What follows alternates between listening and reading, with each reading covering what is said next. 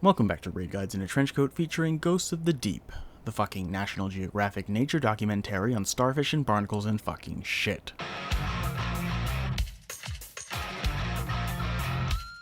There is no conceivable way that I can express through words alone how fucking long this dungeon is for how few mechanics and little substance there is. Like, this could be a 4-minute video even with my bullshittery on naming symbols and reading into mechanics that don't matter. The health bars on these bosses make Big Macs look like Happy Meal hamburgers, the underwater sections drag on longer than Naruto filler, and for what? A stasis wave frame without any real stasis perks? Okay, that last bit wasn't entirely fair of me to say. Not every dungeon needs to have some OP, meta, or even remotely viable weapons. The power creep would just be too much. And everyone says such negative things about Bungie because Destiny at 4,000 hours doesn't feel as new and fresh as Destiny did at 4 hours, and some of you didn't take the hint with the touch grass emote. God, I can feel the Reddit downvotes already. My point is, no one says anything nice about Destiny anymore unless we're within a few weeks of an expansion, and sometimes even that isn't true. So I'm going to, and it's because they deserve it. Not because I need to draw out this video to at least resemble the unbearable length of this godforsaken dungeon. So I'll start with this. Destiny 2 is my favorite gacha game. Let's go gambling! Aw, dang it. Aw, dang it. I mean, look at this gameplay. Aw, dang it. I haven't calculated my pity yet, but I've got to be getting close to my red border. MiHoYo game players have to pay hundreds of dollars to get this many pulls, and all I had to do for this burst of dopamine was pick up some blueberries off of the floor every once in a while. There's also like a Nerf gun battle because I get my 3 minutes of fun and then I spend 30 minutes clearing the bullets out of my inventory and reloading my guns. Anyways, here's Ghosts of the Deep.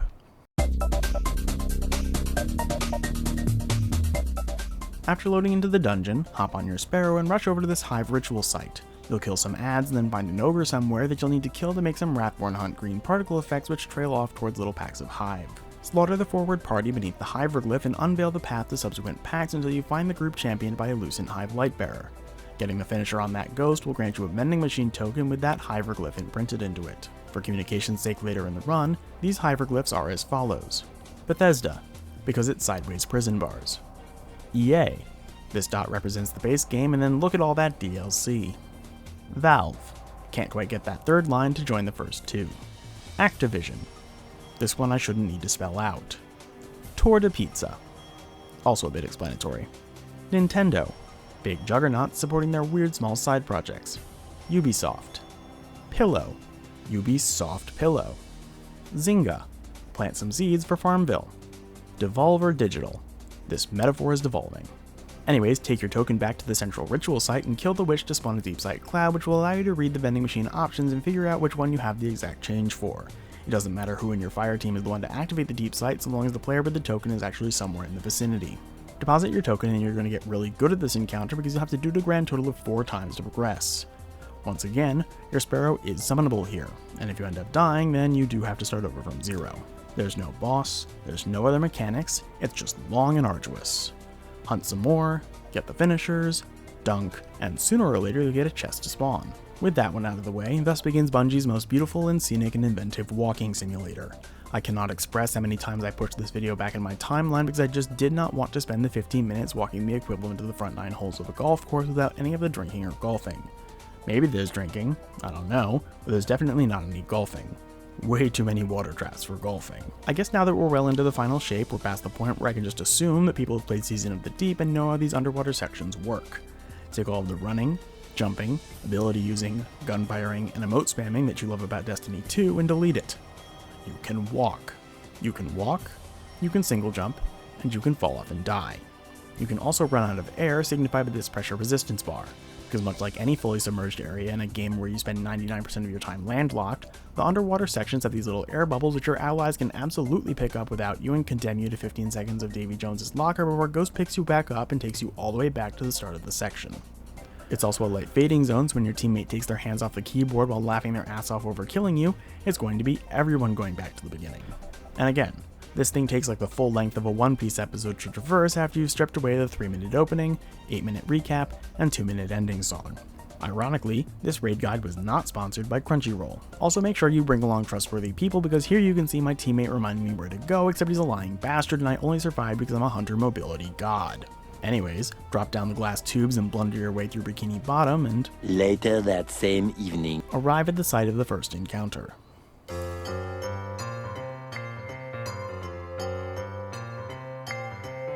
For the first boss of the dungeon, the arena is split up into 2 floors, one of which is prone to the same flooding problem as Isle Delfino. Up on the top side, you'll once again need to kill some adds, including some beefy ass knights which will spawn this ogre. Much like the first encounter, killing this ogre will enable the use of deep sight via the orb down here, and once it's used, the writing is quite literally right there on the walls. And now that you've determined which 3 symbols you have, find where Edgar Allan Poe ripped up his floorboards and creep into the heart of the deep. Wade your way through the high tide and wander in circles as you pass by Devolver Digital 3 times looking for the Bethesda button that you're quite certain doesn't exist, all while Mr. Ector runs you down like a high-strung teenager catching the whiff of American pennies. When you get all of the buttons, or finally gaslit yourself into thinking you don't remember the symbols anymore, head for the water jets in the center, which will shoot you back up to the main floor. Up on the top side, for every correct button that you've pressed, a Lightbearer Witch will spawn, and getting the finisher on its ghost will grant you a buff to be deposited at one of the inset shrines. Depositing all 3 ghost fragments will start the damage after a short delay, signified by a knight spawning that'll drop the green anti-hive immune shield goop when slain. So with these guides, I generally neglect to say anything about how to solo them because my attention span on the matter usually isn't strong enough to withstand the disproportionate 90% of solo flawless resetting deaths being to jumping puzzle and trap failures rather than failing encounters outright. But with health bars this gargantuan, the amount of mental fortitude I'd need to even attempt a solo flawless would be sandwiched somewhere between willingly consuming a hot pocket and wearing Crocs in public. Needless to say, quite a lot more than I have. With a fire team it's more manageable, but more is certainly the operative word here. Wail on the brute until only his ghost nevermore remains, and this is perhaps the most important bit, crush the ghost. Nothing is going to ruin your evening faster than a Lucent Hive boss you just spent 3+ damage phases bursting down, reviving with a good chunk of his health back. Snag your loot and hop back into the water to enter this unsealed doorway and trudge on forwards. Thus begins yet another underwater traversal segment that is, thankfully, a lot less grueling than the first. You still have multiple packs of adds, including a firing line of witches and shriekers, but with GM levels of cover and cowardice combined with another shot or 2 of, orange juice, it won't take long before you arrive at...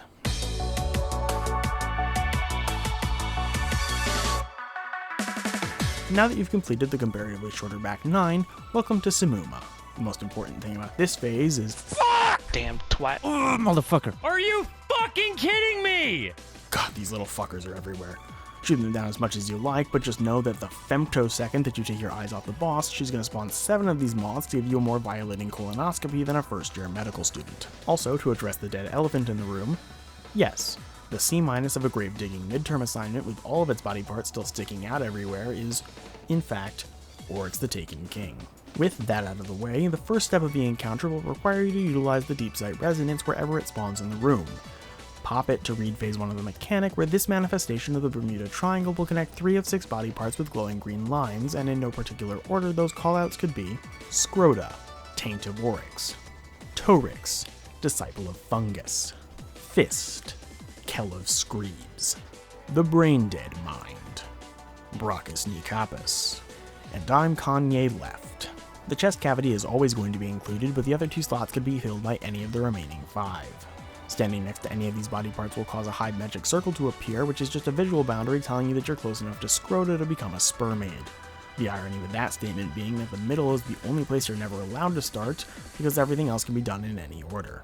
From within that green Hive magic circle, scan your surroundings for Vorlong the Yellow Bar Hive Knight, not to be confused with the orange bar Vor Shorts, and kill him to spawn 2 Hive tic-tac-toe symbols floating between your body part and one of the other body parts. Hand, leg, chest, or head on over to said body part and then jump around trying to find the one particular angle that traps the Hive X's in the Hive OOOs. Successfully doing— What the fuck? Bugger it. Motherfucking cunt. Dick balls. Successfully doing this will cause a pop-up to appear telling you what game that body part is now playing, denoted by the developer sigil a la the first 2 encounters. Now you'll need to stand next to another of the designated body parts from your triangle read and play Where's Yellow Bar Waldo to repeat the process 2 more times. With all 3 of the body parts having locked in their Steam gameplay status, it's time to divide and conquer. Or maybe just rotate around as a group of 3 if it's lunchtime and you're trying to procrastinate yard work long enough for the sun to set. There are 3 Lucent Hive Lightbearer mini-boss gamers in 3 separate rooms, and each one is going to be playing the same game as one of the body parts out in the main room. Pass through the waterlogged walls and you'll have the Roid Titan on Oryx's right, the Overload Warlock on Oryx's left, and the K-pop Trickster Hunter behind Oryx's head. Kill the Lightbearer, crush their ghost, and you'll get a debuff which contains the game symbol that's no longer in the sky, so I hope you took a good look at it because otherwise you're going to be playing Russian roulette instead. Back in the main room, either you or one of your teammates will need to activate the deep sight, again it doesn't really matter who, and then dunk your symbol on the corresponding plate. Dunking all 3 symbols correctly like this will start the damage phase. Good rule of thumb: don't let the player who picked up the symbol above left hand deposit it last, because odds are that's where you're going to be doing damage from, and that is not a defensible position. Samuma has an itty-bitty overshield, which means that you have to at least start your damage phase from one of these symbols, as they'll have that green mist of shield slaying. I'd say aim to do either head or hollowed out chest cavity, but wherever you're not going to die to all the oncoming adds is probably going to be your best bet. Miss every single one of your sniper shots, because if you could hit highly mobile targets with 3 pixel wide crit spots, then you wouldn't be playing PvE, and then after a fashion her immune shield will go back up, signaling that it's time to do that entire sequence again.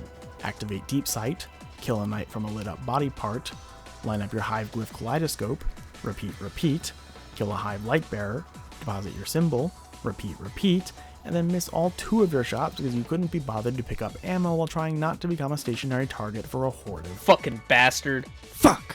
God damn it! Drop her shield, deplete her health bar, and then listen to the absolute despair of your teammates in voice comms as you try to line up a cool strand grapple finisher trick shot, miss, and then hobble through midair to save you from having to do another phase. With the finisher executed, congrats! You've completed Ghosts of the Deep. If you're lucky enough to pick up the Navigator for your crew, run it back for the Catalyst and pick up your Swordsman, your Sniper, and gender swap, lightning instead of fire, AU Sanji from One Piece. Go watch a real guide. Cum cannon. All right, that was fun.